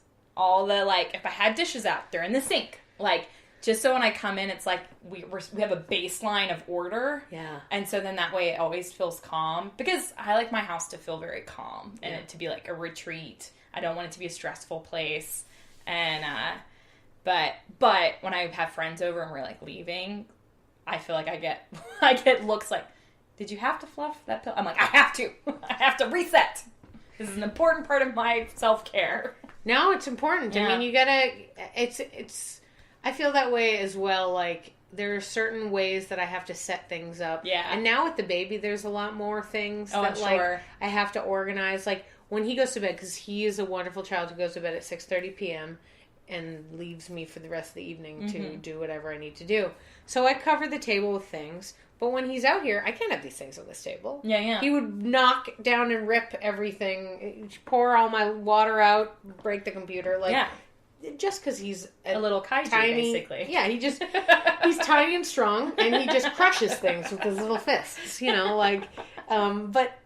but it's like, I'm cool with it, Yeah. I tried to be okay with that kind of stuff, and I think I'm leaning right into it. I'm now going back to what you said about your dad. What was the mantra they all say? That y'all are easy going. Because as you were saying this, you're like telling your I just do these things, no big deal, and I'm so easy going. It's so fun. It's like, I'm an insane person, but I think I'm easygoing. Oh, I'm a really direct person, with friends, and it has a lot to do with just, I think, how I was brought up, and that the Posey side of my family, which is my dad's side, they're all really into debate. We'd have really heated discussions, but it was always from a place of respect. People never, every once in a while, breaks down into getting personal, but for the most part, and they really encouraged it. And so, but a big part of that was when it was too much, you had to speak up. You had to say I'm getting too emotional and I don't want to do this anymore. Mm-hmm. And then it'd be oh, well then we don't want to do this anymore. Let's move on. It's more important that you're okay than us having this discussion. And so I feel like that's what I was taught. That's great. Yeah, which is awesome. And so I feel like it's given me a lot of really great skills to speak up when I feel uncomfortable. And it's I think about when it comes to interactions with society and men and all of that and dating and those kinds of things, I've never really had issues to be nope, I'm uncomfortable, I'm making me uncomfortable, leave. Yeah, I also don't have that issue. Yeah, I've never had it, and I'm very and I think I take up a lot of space too. I've never been one that's oh, I don't know, do I need permission? I don't feel like I need permission. I'm just a human being just like you, and I can take that up as much space as I want. And doesn't make me an asshole, it just makes me someone who wants to take up space, and that's okay. Yeah. But what's funny is because I'm really direct, I tend to be very communicative about what I need and what I want, but I want to be low maintenance and easy peasy. So I'll be so I feel a lot of my romantic interactions always start out like this, where I'm hey, what's your deal? I'm really into you. I think you're really hot, and I want to date you or want to have sex with you. But is that okay with you? Whatever. It's ever cool with you. It's fine. Yeah. But I'm into you, and I want to make this happen right now. It's this level. You know what, though? That's not crazy. It's not crazy. And I mean, especially as we move forward into, societal changes with dating, that would be a wonderful interaction. Yeah. Well, and person being honest about how they feel, and then being but I am fully accepting if what your feelings are do not reflect or connect with what I'm saying. I feel I have interactions with people I've dated before where we've been sexting, we've been getting really hot and heavy, but then me being I'm the one who initiated this, and I'm the one who's kind of being hot and heavy, so let me just take a step back and be hey, and just FYI, if you want this to stop at any point, you just let me know, my feelings won't be hurt, I just want to make sure you're 100% into this. And they're yeah, I'm fine. I'm okay, great. Now tell me about your date. Well, 90% of dudes are generally into that kind of stuff. Yeah, and women too. And so I was gonna say. Well, I say because I'm bi, and so right. Yeah, and so my. Well, I've dated women too. I was just talking about that today, about how different it is, and about how even just a lot of I haven't dated in years. Yeah, and so all of my dating was. Let's say pre-Me Too. Yeah. So there was a lot of, some people are into stuff and some people aren't. Right. Doesn't matter what their gender is. It's just different. And I was thinking today about, one of those, you ever have, somebody from your past who, you're not going to, leave town and go love them. But if you saw them, you'd be like, yeah, I know this. Yeah. I got one of those, and it's this gal who was in a band, when I was in New York City, and I mean, she lay waste to every person in the community. Yeah, everybody. She'd walk by, and it was just and the little hearts are trailing her. Yeah, absolutely. I mean, it was a music video every time, and it's just you think about those kinds of things, but she was really guarded. Yeah, and very protective, and if you tried, so because everyone was super in love with her. Everybody tried to date her. Yeah. And she was very like, no. Yeah. No. Yeah. Yeah. And I think it was because, and sort of brings it around to some of the fame stuff we were talking about before, is that we were all enchanted by her talent. Yeah. She went up on stage with that guitar, and she became a troubadour of the highest order. Mm-hmm. Everything she sang was the most beautiful thing in the whole wide world, but there's a power to that. There get the audience into that, they immediately are like, oh, everything you do is so wonderful. So she was like, no, I can't. Yeah. This is not. Because she was like, you don't see me for me. Yeah. You're not seeing me. You are seeing this person that I'm putting out in front of you. You're not seeing me. And I feel like that happens a lot, like with people who are in film and TV. You meet them. Think of, reference again to How I Met Your Mother. Think of the guy who played Ted. Yeah. He played Ted for 10 years. Okay? Oh my God. He could do 1,000 things. Yeah. I've seen him in multiple movies since then because I love the show so much. I was like, I'll support him. But he's so different. Yeah, And I've listened to podcasts with him, and he's like, yeah, I'm nothing like Ted. Yeah. Like, and it's just just a character. But it's like, it's so formed in my mind because that's what I'm seeing in that's that what thing. You're consuming. And I don't know, it's interesting to see. I think it's important to bring it back to where we started this, to be open and honest about how you personally feel and direct. Yeah. Because then everyone can be who they want, and giving them the ability to stop it. Maybe they are, who knows, they could be in a business meeting. Yeah. They could be talking to their mom. And they could be conflicted, like, right? I think that's the thing I always worry about, especially because because I'm, who knows where I got this confidence, but I'm very confident in myself and very, like, assured of myself and my feelings. Like, I'm never someone who's wishy-washy of, like, do I want this? I'm not sure. I'm usually like, nope, or yes. And but I know that not everyone is that way. Like, my sister is definitely not that way, and I'm grateful for that because I realize how I can influence her to make a decision, and then I'm like, oh, did you make that decision for yourself or did you do it for me?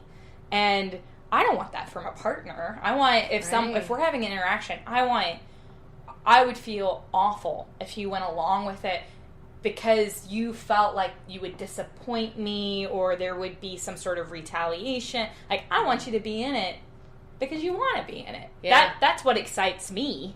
And so I want you to be all about me.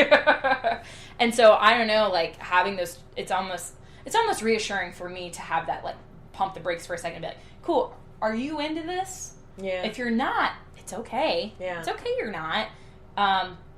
And you have, you can make a choice right now, and it's 100% fine. Also, you can make a choice 2 hours from now, and that's fine too.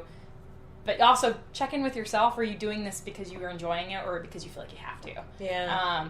Especially because I think I'm very attracted to people who tend to be, like, shyer and more introverted, and I don't know why. You know, you're attracted to a thing, and so I'm always worried that they feel the power of my own will and are just going along with it. You know what, though? I was just thinking when you said introvert, I've done that as well. Yeah. And I feel like it's just a puzzle piece. Yeah. You fit into the spot that they don't have filled in. Yeah. Like, and so while there might be some people that you date who aren't ready for that sort of, like, you know, yin and yang, some people really are. Yeah. And part of me feels like you should try your debate thing.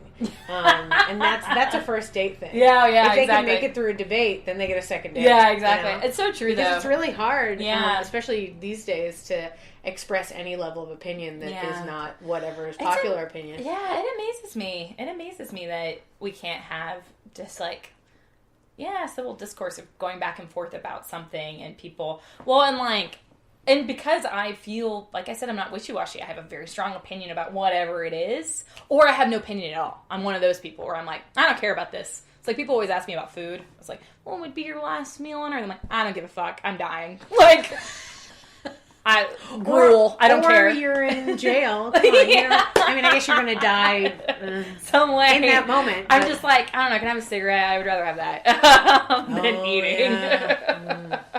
I quit smoking so long ago, but I still think about it all the time. Oh my God, because it's just the best. Oh yeah, it's absolutely great.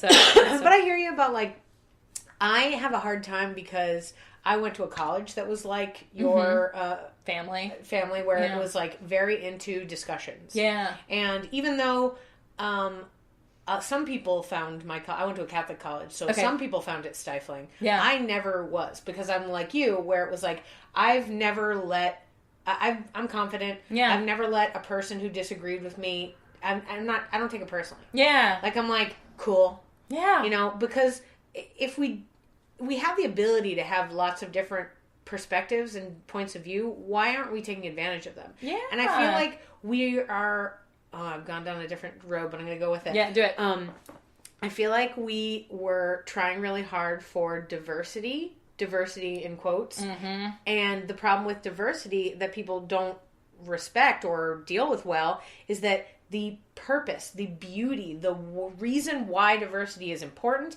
is because you need to get a bunch of people in a room that all have different points of view. 100%. That disagree. Yes. You don't want to get 10 people in a room that agree. Yeah. No. You need them to disagree. Why? Yeah. Because their point of view is important. Yeah. And you need to figure out, for whatever story you're telling or whatever thing that you're building or product that you're making, what way does every different possible point of view react to this? Yep. Right? And in certain groups, so like to take it back smaller to us being in a small town theater like world. Yeah. I'm focused on my audience. The audience that I'm expecting to have at most of my sketch shows are 20-something liberals. Yeah. That's who I get. Yeah. That's who I write sketches for. Yep. Doesn't matter if something conservative happened in the world that I think is really important for us to talk about or deal with. It's not going to hit. So there's no way. Yep. And for me, it's become really difficult. So the diversity, which is this beautiful, wonderful thing, but that requires a lot of work. Yeah. People don't want that. They want to live in their bubbles of a bunch of people that agree with them and tell them that everything that they're saying is right. And the problem is everyone's in that bubble. Yeah. So the people that disagree are never, and it gets further and further, I feel, from those people being able to even have a discussion to accomplish a goal. Well, they polarize themselves, right? Where it's like, well, you think this, well, then I can't believe anything you say. Right. You know, and which doesn't do any of us any good, right? It's just we all disregard it. It's so hard because, I mean, especially in our times, right, where we have horrific things happening, and depending on from what perspective, I think on both sides, people think horrific things are happening. Yeah. And my parents are very conservative, and I'm pretty liberal. Although because I grew up in a conservative town, and the people I grew up with, they were smart people. They were business owners, and now some of them were very deeply racist. But even then, these people, like, it's crazy to me. I think about from the time I was like 10 to now, and how much my hometown has changed. And it's like, I can see how things are changing, taking a long time, but it is happening. Mm-hmm. But these people live in this country too. You know what I mean? And so it's like, we can disregard what they think based on what your own values are, or but we say this, but it's like, we're not taught, what language do you use? How do you have these discussions in a way that you can both walk away and still have respect and like are emotionally okay? And that's really hard. And I don't have an answer, and I don't think I necessarily do it any better than like the next person. But I think the way to communicate is going to change every day for the next 5-10 years. Yeah. Until we have a truly new way to communicate, and we won't even notice. Yeah. I mean, I'm noticing changes as they're happening now. Yeah. But once the full change is complete, we won't know. Yeah, because it'll be so discernible. Yeah, it'll be a part of it. And it'll be one way or the other, I think. I actually think it's either we're going to go full polarization. Yeah. And I have this theory that I've said multiple times that I think the United States is going to break up into multiple parts. Yeah. Like, I don't think this big country is going to stick as one big country. I think it's going to break into parts that these people think this, these people think that, whatever. And that's just how it's going to go. And we'll deal with it in a smaller way, which is probably better, because the fewer people in a room, the easier it is to get to a consensus or like a what's really good for the overall kind of thing. But that's if we polarize. If we push everyone away that doesn't agree with us, then we will divide ourselves into sanctions, and it'll be the people who believe this up north, and the people that believe this in the middle of the area, and then in California they believe this, whatever, in the 3 states of California. But like, as far as what we have experienced, being able to have these conversations, to debate stuff, I think it is super important. Yeah. Since I was your family had conversations around a table and just chatted about stuff? Yeah, I mean, we didn't, so I think family dinner was like a huge thing growing up for me until I got into like high school, and then my parents were very busy and I was busy as well, but yeah, it was mostly that. But then with the Posey family, it had a lot to do with holidays. Mm-hmm. We'd all get together, and we didn't watch TV or anything. We'd all just kind of sit around and play cards and games. Yeah, and just talk about stuff. Mm-hmm. And I guess my mom's side of the family was the same way, but the difference was as they were all on the same page. They were all kind of the same political thinking and had similar backgrounds. Whereas my dad's side of the family, he's one of 5 kids and then kind of like one semi-adopted kid. And they all have very different political beliefs. Like, some of them are liberal-leaning, and then some are very conservative.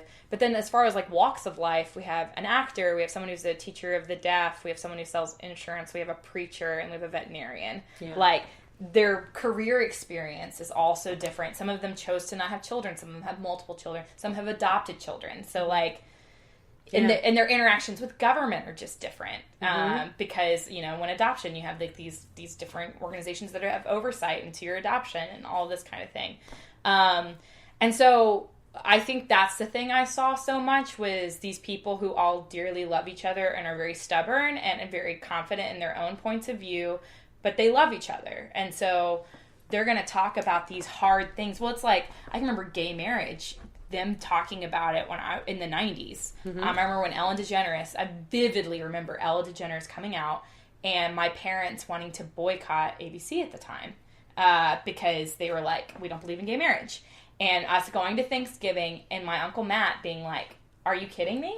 Like, why would you take this away from her? Like, why would you think that why? Like, you say you love people and God, that's the most important thing from God, and like, why would you do that? And them having this really big discussion, and kind of my parents walking away being like, well, he doesn't get it. He's not truly Christian, that kind of thing.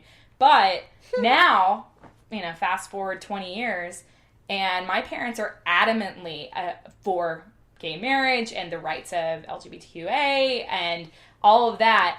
And so's the Pope. I mean, yes, exactly.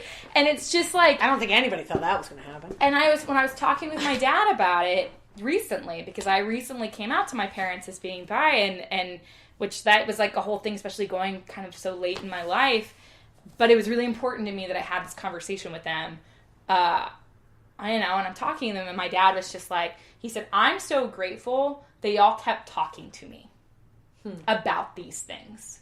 He said, I can remember when Matt, my brother, was talking to me about it, and Candy, my sister, was talking to me about it. He's like, but then I can remember when my sister Abra was in high school. She had a really close friend who was a lesbian, and, y'all kept bringing examples and talking to me about it. But you didn't talk down to me. You didn't make me feel like an idiot. You didn't shame me. But you're just like, you don't understand this, or you're claiming that you don't understand it and that you think it's wrong. And you can believe that, and I love you still, but I'm going to keep talking to you about it. Yeah. And then it's just over time, he saw, like, wow, yeah, this is just a thing I accepted and believed because people had told it to me. And now experiencing, like, why would I oppress this group of people? Why would I tell them they can't do it? They love each other. Why would I get in the way of that? Yeah. Especially, it doesn't hurt my experience in love and marriage. It really does not. Yeah. What anybody else does. It doesn't. I mean, individually. Yeah. Sure, large groups, they can affect change. But it's like this individual human being wants to, have love in her tennis shoes. Let her fucking do it. Also, she's the best. Hilariously, Ellen was one of my dad's faves. Oh, that's funny. He watched her show daily. Oh. And he'd send me messages about her. That's so funny. I have written I was going back, my parents moved from College Station to Amarillo 2 years ago, or last year, I guess. And 2 years ago. And I got all these journals from growing up and other childhood memorabilia, and I was looking through a journal from late high school, and I had written, how I know I will have made it as an actress is if I am on the Ellen DeGeneres show being interviewed about the play and or musical I have written. Oh, that's wonderful. I'd love to just meet Ellen DeGeneres. Me too. I bet lovely. you she would be stiff, not because she's not lovely, but because she puts so much of herself out there every single day that she's got to hold back a little bit. Oh, I'm sure. It's funny, I was just having this conversation, I think it was with Ann Simmons, like, who would you want to meet if you could meet any, like, comedian and or performer or whoever, and I realize so many of mine now, it's because, like, I listen to a podcast or I've seen an interview and they just feel so warm and I could feel like we could be friends. It's not like, so Carrie Brownstein's one. I read her book, Hunger Makes Me a Modern Girl. Have you read that, or have you heard of it? It's about her time being in, so Carrie Brownstein's was in Portlandia, Fred Armisen's duo, and then, but she was also in Sleater-Kinney and was a bassist. And, and so... It's funny because when Portlandia came out, I was like, this woman seems so familiar Yeah. to me, but I don't think I've ever seen her in comedy. What's the situation? That's And then she was a reporter and was a writer for, like, Rolling Stone, and she did that for a long time, and then got into comedy. Basically, her and Fred met and then, like, just hit it off and started creating stuff together. It's crazy. Sure. Well, he's a musician, too. Exactly, so and that's how they met. Stone, yeah. Yeah, and, but after reading her book, she deals with depression, and I also, too, as most people in comedy, it feels like. But how she talks about it, I was like, oh my God, I just, like, want to get in a room and hang out with this woman and talk about this and how you deal with it, and, but the book itself is about her time in Sleater-Kinney and, like, the grunge scene in Seattle, and it's really good. It's really interesting. But, like, her, I'm really obsessed with Emily Heller. She's a stand-up comedian. Yeah, and she writes on Barry now, which is insane to me. What a bunch of... Yeah, but I've been listening, she has a podcast called Baby Geniuses, and I've been listening to it for, like, 7 years. And whenever I started listening to it, how I even found it was she wrote an article for Fast Company about how debate makes you a good comedian. And then I looked her up and found her podcast, and she also does it with a illustrator and designer named Lisa Hannawalt, who is the creative director for BoJack Horseman now. But when they started this podcast, they both lived in New York and were just kind of doing their own thing, trying to, make it in this business, and now they both live in LA and write for shows, which they highly contribute to and, work on. It's crazy. Yeah, whenever I see people that I've known, like, in person, or, knew them before they were famous, and I see them get something, I'm all like, look at you, oh my God. But yeah, I've been listening to this podcast for, like, 7 years, and so I feel like I know her so well, and I just love her stand-up. I've seen her do it stand-up once in San Francisco, and so, yeah, I just, like, have this little dream of us getting cocktails together. Yeah. Well, those are some pretty great ladies to be, interested in meeting, especially like, it's not like you're like Angelina Jolie or somebody who's like uber famous or something. It's like, these are people that are like working, they're doing stuff. Yeah. And I like with Carrie Brownstein, she had like multiple adventures. Yes. She didn't just do one thing. Yeah. I'm sure that the idea of success in her brain is different than other people's because, we're talking about a single track, whereas she did all the tracks. Yeah. She was like, I'm going to be in a band. Oh, I'm going to be a writer now. Yeah. Oh, now I'm going to be a comedian in a hit show. Like, I think that's what I'm fascinated by. I think I'm fascinated by people who go on lots of different journeys. And I love seeing the behind the scenes of the work that went into it because it feels... Because I can relate to that. It feels more achievable to me versus like, oh, you did this one thing, you hit it big, and then you had all these opportunities. Like, that's cool. That's a cool story. But for me, I'm so much more interested in hearing, like... It's like on Baby Geniuses. Emily talks about, like, the place... Like, she was single for a long time, and now she has a boyfriend. They've been living together, and they like bought a house together, and just talking about all these things. And then she talks about the books she reads and how that inspires this one set. And now she's trying to name her album that she just recorded. And it's all this stuff that I'm like, yeah, it's so hard to decide what your cover album is, or the cover art for your album is going to be, and like what the name is. And like in this last podcast I listened to, she was talking about how she really has to work against the impulse to hold on to a joke that no one likes because she loves it. Oh yeah, that's so hard. She's like, I know it's a bad habit and I just need to let it go. But I love it. And who am I doing this for? Me. And so, but when you write on a show, you can't do that. And so she was talking about naming her comedy album after a joke that doesn't land in the set, just to like have that little relic of like, I don't care. Yeah. I find that some people will name their albums after the one weird thing. Yeah. Like the thing where when you read the title, you're like, what the fuck is this? And then it comes in as like a side thought about 2/3 of the way through, and you're like, oh, okay, cool, great, awesome, whatever.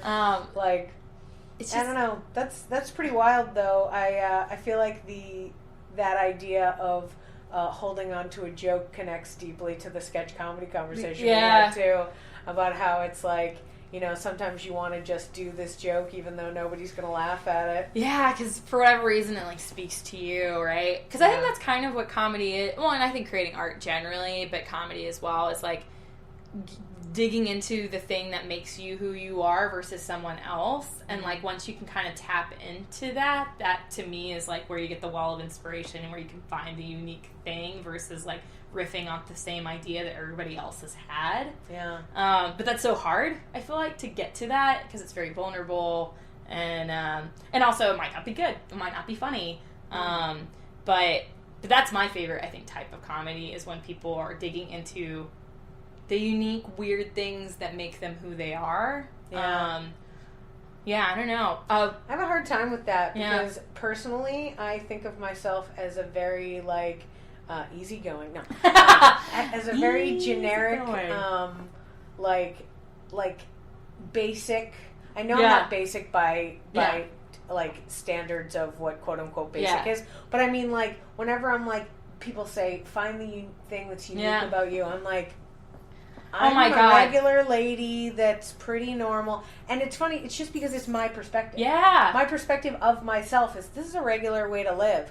And then I have to rip myself out of my own perspective to see that. And I think that, sort of to bring it to the other debate stuff, is what both artists and everyone really needs to do. Like, you have to be able to see, or at least try to see through somebody else's eyes. Yes, I agree. That is not only in the political discussions, and I think some people are just out there trying to rise people up, mess with people, get them going. Yeah, they're shit stirrers. They like to stir the shit. Yeah, they want to see what happens because you can witness it. Yeah. You can drop a dynamite and then the whole Oh my thing God, I have a friend up. who every once in a while likes to pretend that he's a flat earther, and so he'll go into flat earther Facebook groups and pretend to be among them and just be spouting bullshit, and they're all like, yeah! And then he'll have another friend who'll be like, try to argue with him, but they're friends, and so they're just doing a bit, and I'm like, y'all are crazy, these flat earth, stop it!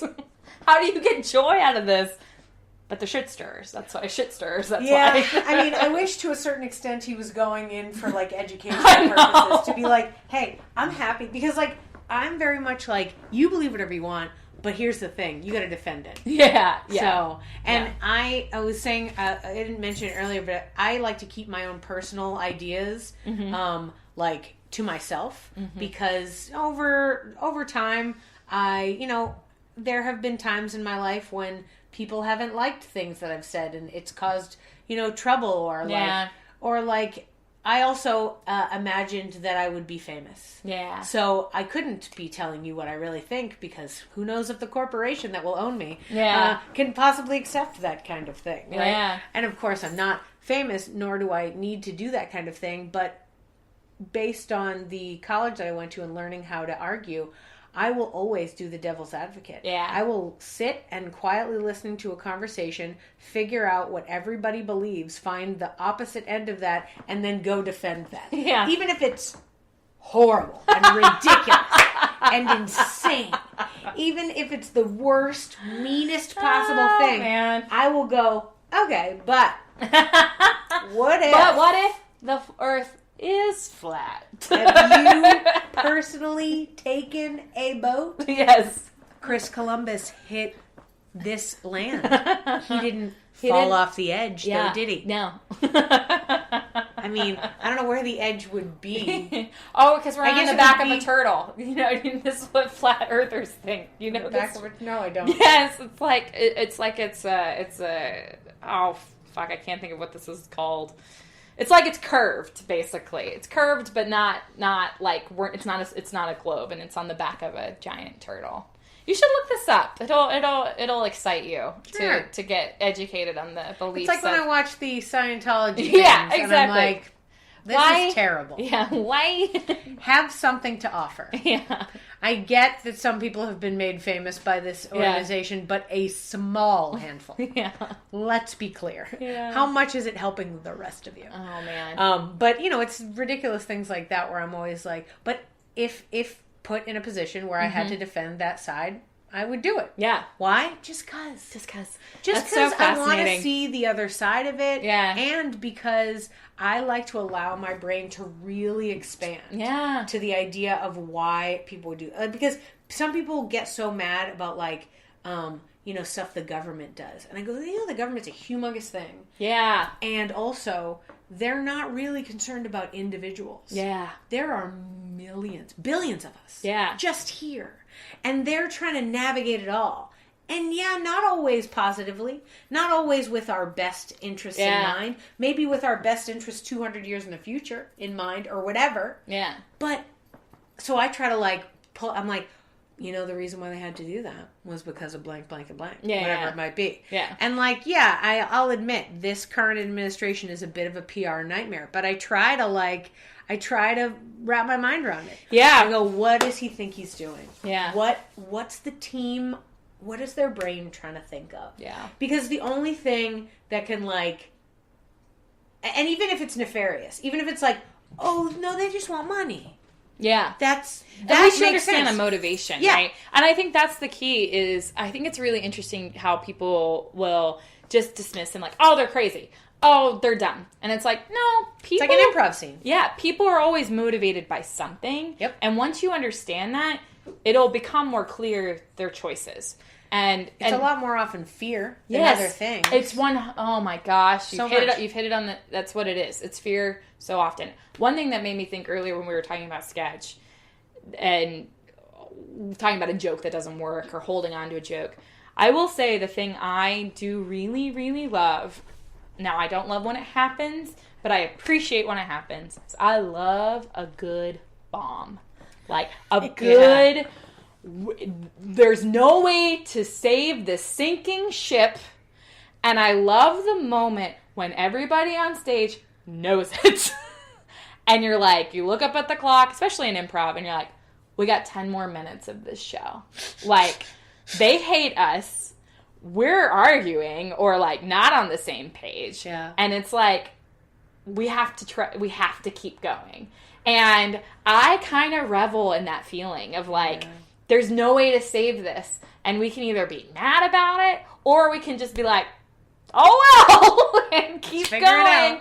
And to me, those are the moments, I always feel bad shows are the defining moments with the people I've collaborated with. It's not good shows. Good shows always bring people together and everybody's happy and blah, blah, blah. Bad shows are the definers of, can we continue collaborating, or is this probably going to dissolve one day? Dude, exactly what you've said. US of A. Yeah, yes. Yes. That's the exact theory that I have. Yeah. Because it's a troupe. Yes. Is it going to work? Are we still all on the same page? Yeah. Because, 1776 we really were. Yeah. But 2018, are we? Yeah. Are we really? Yeah. Let's be honest, the last state was in the 1950s. Yeah. So really, we've only been 50 and that's for the a thing. short time. I mean, whenever you tell me that theory, that makes complete sense to me, because I think it's very egotistical and short-sighted to assume that we would stay together forever, because nothing stays together forever. Eventually one of you dies. You know why Canada's such a big country that maintains? Is because 80% of the land is unused. Yes, exactly. They're all on the border, right? They're all in the section. Yeah. They're all in one area. Yeah. I mean, there's 7 provinces or something. I'm sorry, Canada, I don't know much about you. But they're all in one area. Yeah. To the point where it's like the metropolitan situation is all handled over there, and they've got, whereas we're everywhere. Yeah. We're all over the place. And it's so growing. far away. Yeah. And it's growing, right? And everybody's experiences are so different. But it just feels short-sighted. And I mean, it's kind of like having discussions of like us being a power country, like a supreme power and all of that, where I'm like, yeah, I mean, it's awesome that we are a world power, but are we always going to be? I mean, that kind of feels like egotistical to say that we are. Bring it back to an improv troupe. Yeah. Imagine if now there's a number of improv troupes in this town who are like top improv troupes. The ones where everybody knows their name, all that stuff. But what if they started coming out and telling everybody they were king shit? Yeah, exactly. What do you think? Would be like, fuck you. Fuck you. They'd be like, we see you once a week and you're amazing, but now we hate you because of this bullshit. But here's the thing, and they have to work at it, though. That's part of it, too, is that it's like, you can be there, you have your slot, but if you stop showing up, if you stop doing the good work, eventually you'll fall off that slot. People stop coming, and then the theater may or may not change it up, right? You keep having to work at it. You have to. It's like relationships, everything. Yeah. This, being an American is a relationship with other Americans. Yes. And being a person in a city, you have to relationship with other people in your city, other people in your improv troupe, other people in the room with you. Put your cart away. Put your cart away. Put your card away. Oh, wait, sorry. Put your card away. I'm writing it down because I need to make sure everyone knows. That's the name of the episode. You got it. Put your card away. An interview with Rachel Austin. You got it. Oh, man. Well, I want to... we've had such a lovely chat. Oh, my God. We're almost to 2 hours. Oh, my God. Are we really? Wow. Yeah, it's totally okay. Okay. I was like, don't look at the time. Right, to wrap up, I wanted to ask you, we were talking about how you've found ways to be confident and you express yourself in the world to a comedian, to a person who's trying to figure out what to do or how to be themselves or how to get the confidence to put themselves out there, to be vulnerable that you were talking about. Is there any bit of advice that you could give to somebody out there to keep them going? Yeah. I think it's a couple things, and I don't think these are groundbreaking ideas, but one is surround yourself with people who support you and are actually supporting you in the sense of you being yourself and they are encouraging it and not tearing it down. Especially passive-aggressive comedy can happen where it's like people trying to out funny each other. Yeah. Be around people where you can just be yourself and you don't have to be funny, and invite them to your shows. And I think that is a key thing, is having that support. And then for me, I think the thing that I found and the thing I encourage people to do is to do the thing that is actually inspirational to you and is exciting. Don't just chase stage time. Chase the thing that's actually going to feed you and excite you, and dig in and find out why and keep chasing that thing. And I feel like there is a confidence that you will build because you will know what you enjoy. And then it becomes a lot easier to know, like, oh, I wasn't right for that because I wasn't that into it. Sometimes you have to take gigs or chase gigs because you do need the practice and you do need the stage time. Mm-hmm. But I think it's really important as artists and performers to cultivate that inner world of what do I like and what inspires me and what excites me and who do I want to collaborate with, and being really thoughtful and direct about it versus it being this passive thing that 5 years from now you're like, well, I don't know why I did any of those shows or why I did those things. It's just like filling time. Like, I think that's can really eat at your own ego and your own self-perception because you don't even know what you're about. And then, the last thing is just, like, I think really reveling in yourself. I don't know. I think about, as far as, like, my own confidence, one of the things, growing up, I think I had a lot of body image issues. And I think as a lot of women do. But one of the things I did when I was like 15, and I've always been bigger than everybody else. Like, I always had big shoulders. I've been this size since I was like in 5th grade. People always thought I was the teacher. And always, because I dressed really nice, because I was like someone who dressed up for school. But I was like 15. I know. When I was 15, I was listening to my mom like talk badly about her body and talking about how she was fat and ugly and these things. And in that moment, I was like, oh, I don't want that. I hate this. I hate listening to this from her, and I don't want to be this person. And so I like made a decision. I was like, I'm not going to talk about my body like that anymore.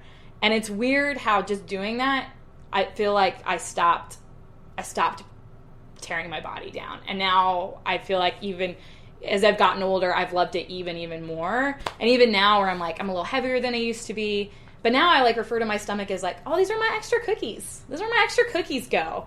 And even though I'd like to have less delicious. Yeah, who doesn't love cookies? Yeah. I don't know. It's like celebrating those things. It's like I have a loud laugh, but you know what? It's reassuring to my buddies when they're on stage. Yeah. And I take up a lot of space. But I'm also someone who I know that my friends aren't worried about me when I'm in public places because I do take up a lot of space. Yeah. So it's just trying to like have that shift about how we think about ourselves, and it's so cheesy because it's like the power of thought, but it is so true. Like the ability just to turn it on an edge, and especially in such a vulnerable place of performing and putting your art out there for other people to judge and decide if it's good. You have to be in love with it and really be like, you know what? They might have not have liked it. I'm going to take Amy's idea and say, they just didn't get it. They don't have a clue. And that's okay. They'll figure it out later. Yeah, exactly. So that would be my advice, is those three things. Those are good. Yeah. Thanks. That's really nice. Mm-hmm. Well, thank you so much for sitting down with me and having this conversation and sharing your thoughts with the podcast. Oh, it was awesome. So pleased as punch to be here. Oh, pleased as punch. Pleased as punch. All right. Thank you. Everybody have a nice night. And Michelle, Mary Wendell. Thanks. Bye.